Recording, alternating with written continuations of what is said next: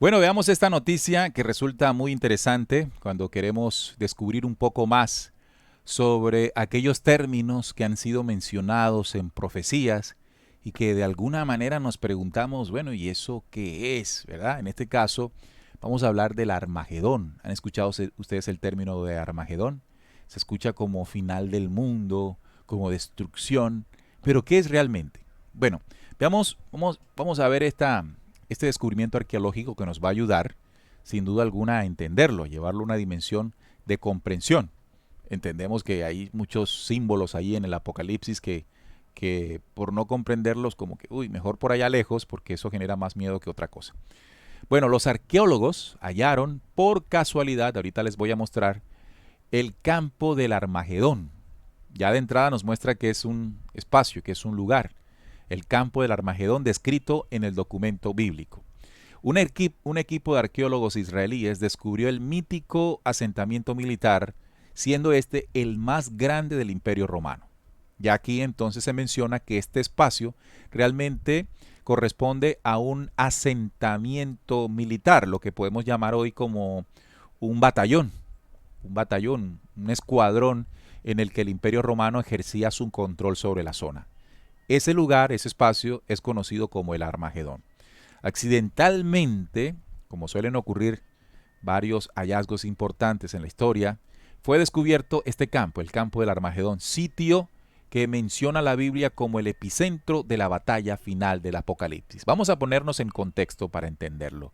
Vamos a leer el Apocalipsis para ver qué es lo que dice, ¿no? Y entender qué es este descubrimiento. Bueno, si ustedes leen Apocalipsis 16:13, dice más o menos lo siguiente: y vi salir de la boca del dragón y de la boca de la bestia y de la boca del falso profeta tres espíritus inmundos a manera de rana, pues son espíritus de demonios que hacen señales y van a los reyes de la tierra en todo el mundo para reunirlos a la batalla final de aquel día o de aquel gran día del Dios Todopoderoso. Un conjunto de demonios, vamos a llamarle en términos más entendibles, un conjunto de entidades oscuras, de las tantas que deambulan por el planeta Tierra y que han estado acompañándonos sin nosotros comprender realmente de fondo quiénes son o qué son o cómo funcionan, pero que ahí están, inciden o han venido incidiendo en la mente y en el pensamiento de las personas, sobre todo cuando el pensamiento de estas personas están más cerca a la codicia, al poder, al orgullo y a la prepotencia, como suele ocurrir claramente para algunos líderes del mundo. Por eso dice que la incidencia de esos líderes, de esos demonios, toca a los reyes de la tierra. Si llevamos esta interpretación al periodo actual, pues aquí está hablando de presidentes, de primeros ministros, a los reyes de la tierra en todo el mundo para reunirlos en una gran batalla. Esta gran batalla que reúne a reyes de la tierra, pues lo que se está significando es ejércitos.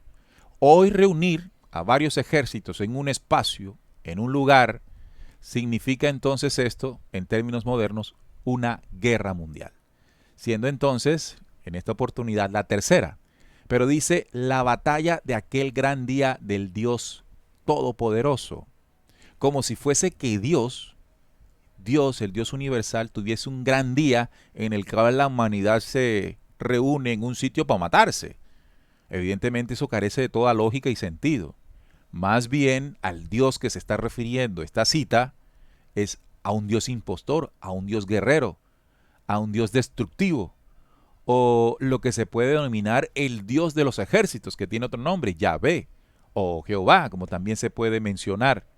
Uno de los tantos Elohim que llegaron al planeta Tierra implantando esto precisamente: guerra, confrontación, división, no siendo ellos el Dios verdadero, ¿no? Siendo apenas impostores, pero que son adorados en la actualidad por los mismos reyes de la tierra. Por ejemplo, Benjamín Netanyahu, que es el primer ministro israelí, siempre en esta guerra que está llevando a cabo contra Hamas, utiliza el documento bíblico para referirse que están designados por el Dios Todopoderoso, ¿no?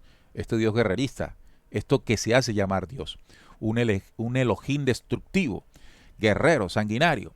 Entonces, ese gran día de esa entidad negativa se acerca y es lo que menciona aquí el Apocalipsis incidiendo, hablándole al oído la cantidad de energías negativas y oscuras o demonios que deambulan. Y los reunirá en un lugar que en hebreo se llama Armagedón. Así dice el documento bíblico. Si profundizamos más, el latín Armagedón del hebreo Harmegido. Entonces fíjense que estos dos términos están asociados. Armagedón y Armegido. ¿Qué es lo que significan ambos? La ubicación profetizada de una reunión de ejércitos para una batalla durante el fin de los tiempos. ¿Por qué se puede entender que agrupar ejércitos hoy para que se enfrenten en una guerra mundial signifique eso el fin de los tiempos? Pues claramente hoy no es un secreto que varias de esas potencias hoy tienen armamento nuclear.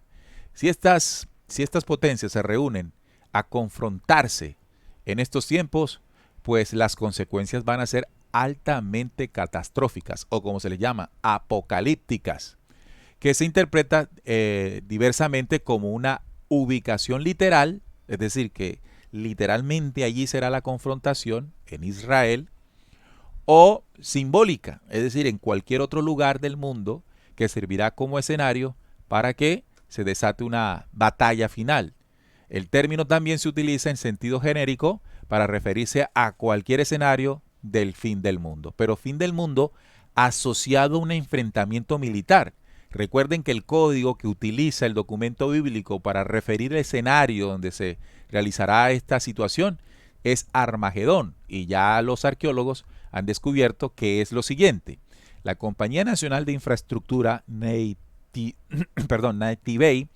de Israel hizo un descubrimiento inesperado al encontrar el asentamiento militar. El asentamiento militar romano más antiguo conocido en la zona del campo de Armagedón, un lugar mencionado en la Biblia como el escenario de la batalla final del Apocalipsis. Este hallazgo fue realizado por arqueólogos de la Autoridad de Antigüedades de Israel, quienes también encontraron una variedad de objetos de la vida diaria, así como insignias del ejército imperial romano. Lo que hace comprender esto es que este descubrimiento nos hace corroborar que la mención bíblica o apocalíptica lo que está haciendo referencia es a un espacio de guerra.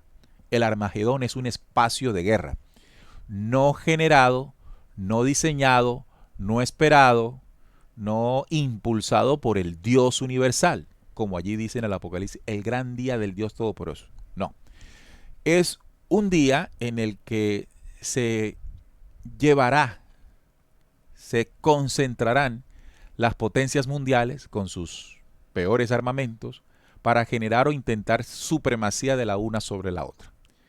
¿Qué conveniencia tiene esto para Israel? Que creo que es lo que simbólicamente sirve para asociar el propósito final. Cuando se dice Armagedón y queda allí en Israel, es porque el impulsor, el que se aprovechará o el que saldrá beneficiado de este enfrentamiento global es de Israel.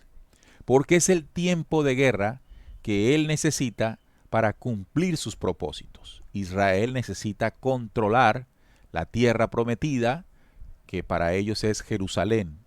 Hoy, Jerusalén Este, ocupada por palestinos o el mundo árabe. Reconstruir en esa Jerusalén Este, exactamente en la explanada de las mezquitas, el tercer templo de Salomón, para reanudar su adoración. Un ambiente de guerra, en un ambiente de guerra, recuerden que las guerras, o luego de las guerras, los dibujos o la delimitación de los países cambia drásticamente, pues a Israel le saldría bastante conveniente una confrontación. De ahí es donde yo interpreto que el lugar donde se centra simbólicamente todo esto es Armagedón, Israel, el mayor beneficiado, pudiendo también interpretarse de que el escenario de guerra mundial puede ser en cualquier lugar, incluso también Israel, porque las diferencias que hoy hay entre Israel y Hamás podría ser la chispa que desemboque a toda esta confrontación.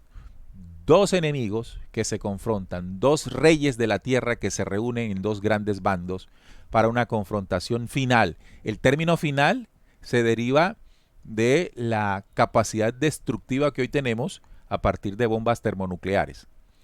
De un lado, pues Estados Unidos con la OTAN, los países occidentales, la Unión Europea, etcétera, Y de este lado podemos entonces nosotros poner como líder a China, Rusia, Irán, ¿verdad?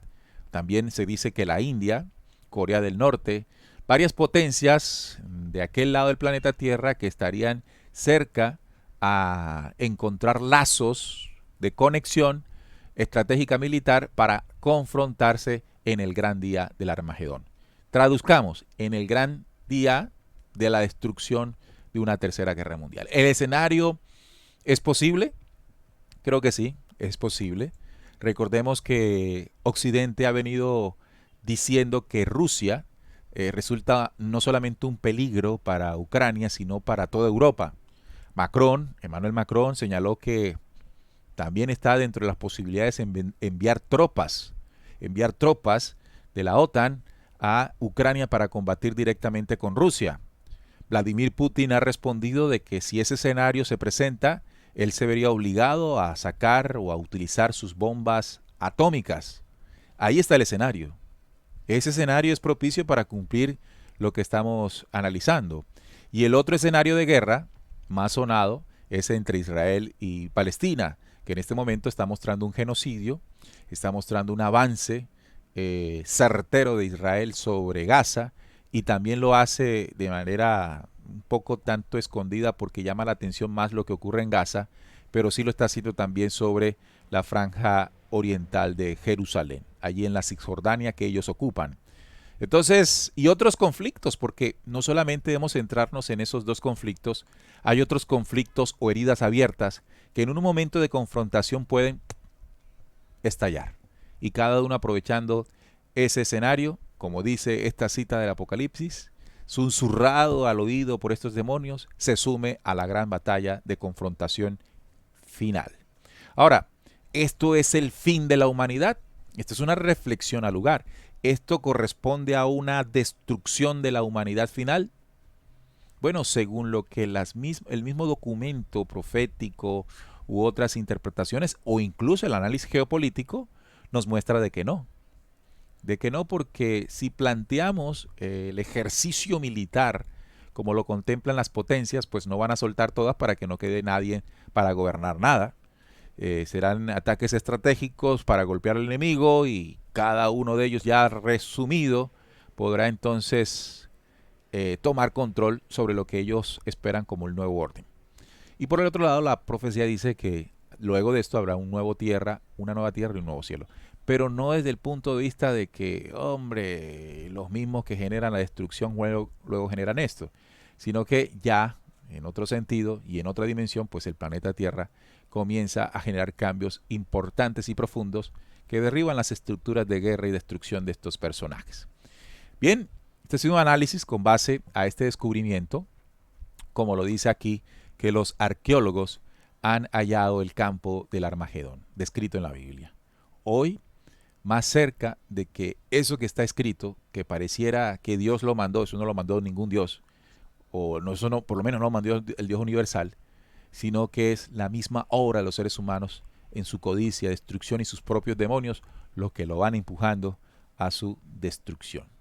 Esperanza hay, en la medida en que entendamos que más allá de eso, pues hay lugares de esperanza, como son estas zonas, estas tierras del sur de América Latina, que lejos de ser países desarrollados y con armas de destrucción masiva, pues sí terminan siendo países de esperanza porque se han convertido en la Primera y la Segunda Guerra Mundial en lugar de habitación mundial.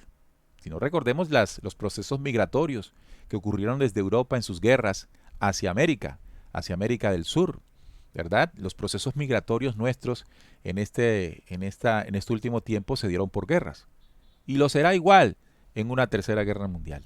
¿Cuánta gente de esos lugares verá en América Latina un resguardo real por las condiciones propias geográficas, políticas y económicas en esos momentos?